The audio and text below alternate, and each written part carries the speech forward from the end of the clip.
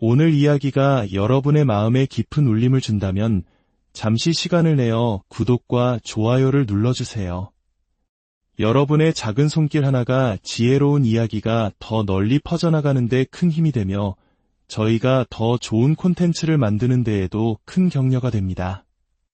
여러분의 삶에 늘 평안과 지혜가 함께하기를 기원합니다. 어느 화창한 날, 외로운 사냥꾼 한 명이 강 건너편 깊은 숲속에서 걸어 나오는 아름다운 여인을 보았습니다.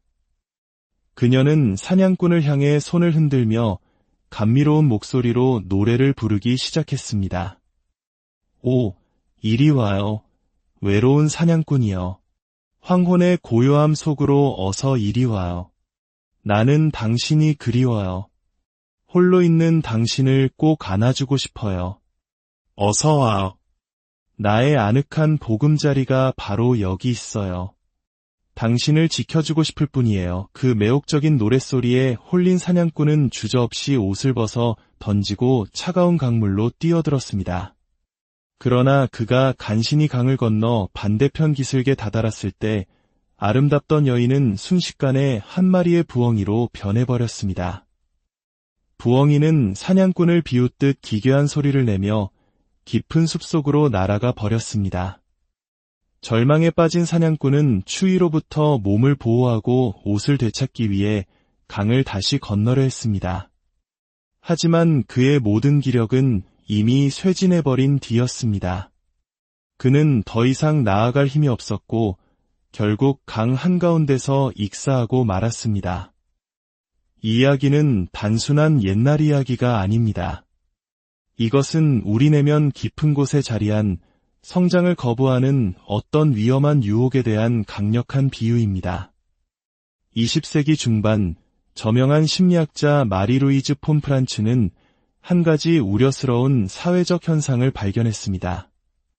신체적으로는 분명히 성인이 되었음에도 불구하고 심리적 성숙이 현저하게 지연된 남성과 여성이 점점 더 많아지고 있다는 사실이었습니다. 겉모습은 완벽한 어른이지만 그들의 정신은 아직 청소년기에 머물러 있었습니다. 폰 프란츠는 어째서 이토록 중요한 문제가 사회적으로 아무런 주목을 받지 못하는지 의아해했습니다. 1959년 그녀는 푸에르 아이테르누스라는 개념에 대한 심리학 강의를 시작했습니다. 라틴어로 영원한 아이를 의미하는 이 용어는 본래 신화 속에서 영원히 늙지 않는 신성한 아이를 가리키는 말이었지만 스위스의 위대한 정신과 의사칼융은 이 개념을 심리학에 도입하여 성숙하기를 거부하는 인간의 원형을 설명하는 데 사용했습니다. 이들은 정서 발달이 대략 15세에서 18세 사이, 즉 청소년기에 멈춰버린 사람들입니다. 그 나이대의 특징인 책임 회피, 자기중심적 사고, 충동적인 행동이 성인이 되어서도 병적으로 지속되며 인생의 수많은 과제에 직면하고 성장할 능력을 저해합니다. 그렇다면 왜 이런 현상이 일어나는 것일까요? 영원한 아이의 마음속에는 유년 시절에 대한 목가적이고 장밋빛 가득한 기억이 자리 잡고 있습니다. 특히 어머니가 자신의 행복에 절대적인 역할을 했던 그 시절, 그 과거는 다시는 돌아갈 수 없는 매혹적인 낙원으로 기억됩니다. 이들은 차갑고 적대적이며 잔혹하게 느껴지는 현실 세계와 그 낙원 같은 과거를 끊임없이 비교하며 고통받습니다. 그들은 자신의 상황을 개선하기 위한 어떤 노력도 결국 헛될 것이라고 생각합니다.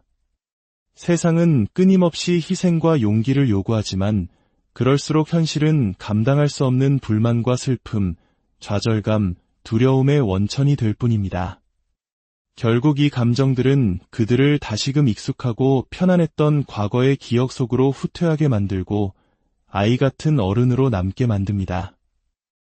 이 이야기는 어쩌면 현대 한국 사회를 살아가는 우리에게도 매우 익숙하게 들릴지 모릅니다.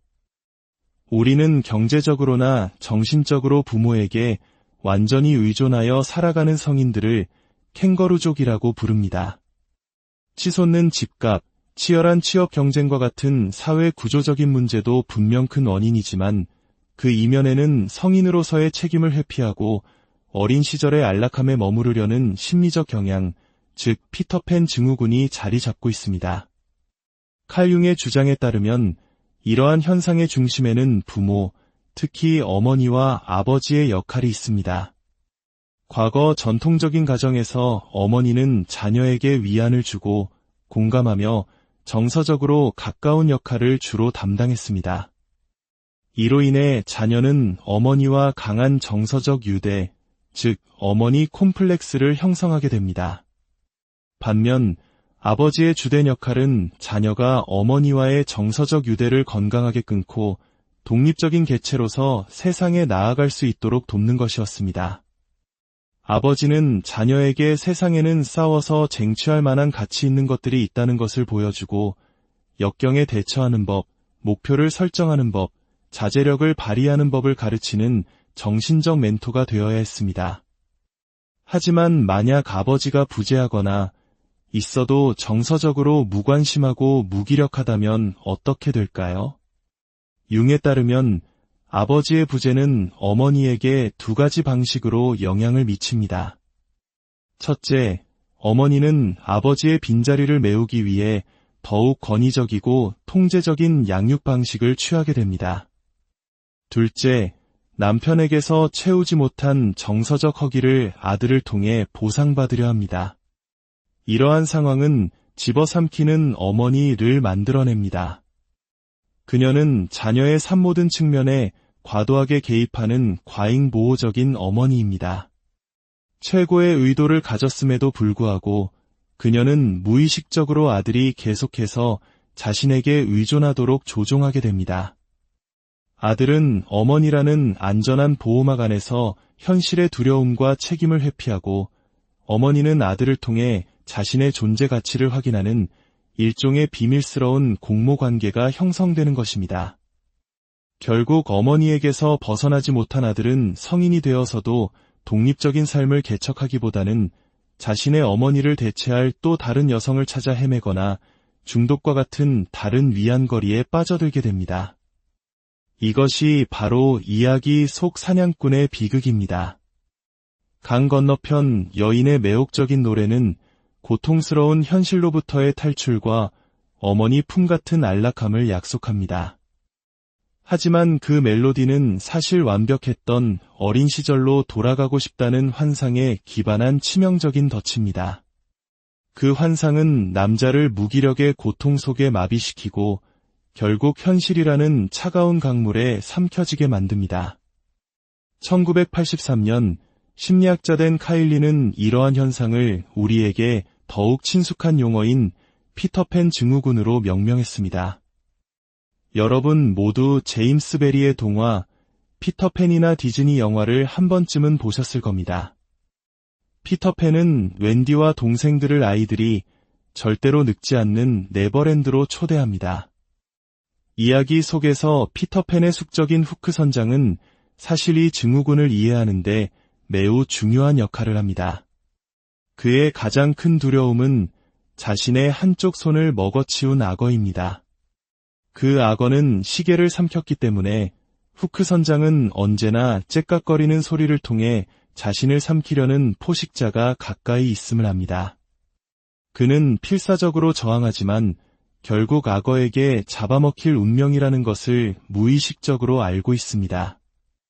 여기서 악어는 바로 시간의 흐름 그 자체를 상징합니다. 시계의 째깍거림은 우리 모두가 결국 시간이라는 거대한 힘에 의해 삼켜질 유한한 존재임을 끊임없이 상기시킵니다. 후크 선장은 이 진실을 두려워하며 네버랜드의 혼돈을 일으키려 하지만 피터팬은 아예 성장을 거부함으로써 이 진실 자체를 외면해버립니다. 피터팬 증후군을 겪는 사람들의 특징은 명확합니다. 책임감 결여, 반항심, 분노, 오만함, 의존성, 자기중심주의, 그리고 자신은 사회의 규칙과 규범을 초월한 존재라는 믿음입니다. 이들은 타인에게 사랑받고 인정받지 못할 것이라는 깊은 불안감을 숨기기 위해 방어적인 껍질을 만듭니다. 그 결과 사회적으로 고립되고 이는 다시 그들의 미성숙한 껍질을 더욱 단단하게 만드는 악순환을 낳습니다. 시간이 흐르면서 비극은 시작됩니다.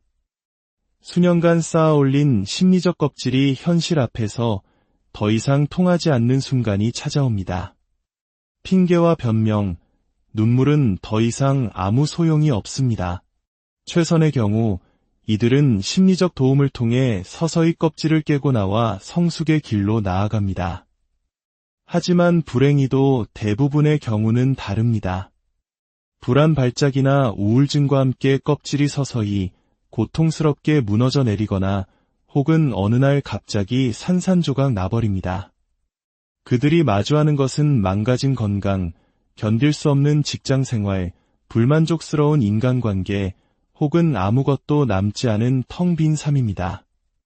한 번도 스스로의 힘으로 문제를 해결해 본 적이 없기에 그들은 속수무책으로 무너져 내립니다. 그렇다면 해결책은 무엇일까요? 융학파는 명쾌한 해답을 제시합니다. 과거에 대한 갈망을 버리고 현실을 자신이 원하는 모습이 아닌 있는 그대로 받아들여야 합니다. 그리고 자신의 삶의 의미를 부여하고 사회의 가치를 더할 수 있는 달성 가능한 목표를 향해 끊임없이 노력해야 합니다. 두려움을 포기의 신호가 아닌 성장의 상징이자 도전으로 해석해야 합니다. 그리고 가장 중요한 것은 어머니를 포함한 그 누구도 자신을 구하러 오지 않을 것이라는 사실을 온전히 받아들이는 것입니다.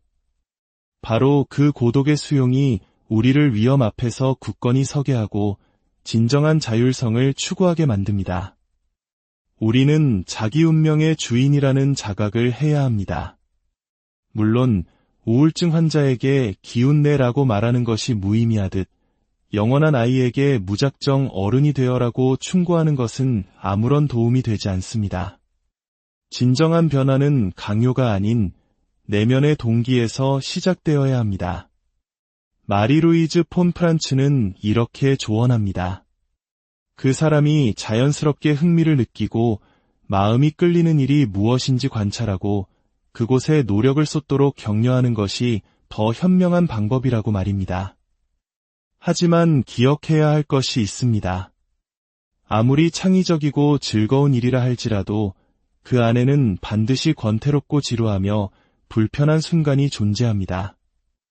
영원한 아이는 바로 그 순간에 이건 내 길이 아니야 라고 소리치며 도망치려 합니다. 이야기의 핵심은 이것입니다. 인생에서 노력은 결코 피할 수 없다는 사실입니다. 우리는 단지 선택할 수 있을 뿐입니다.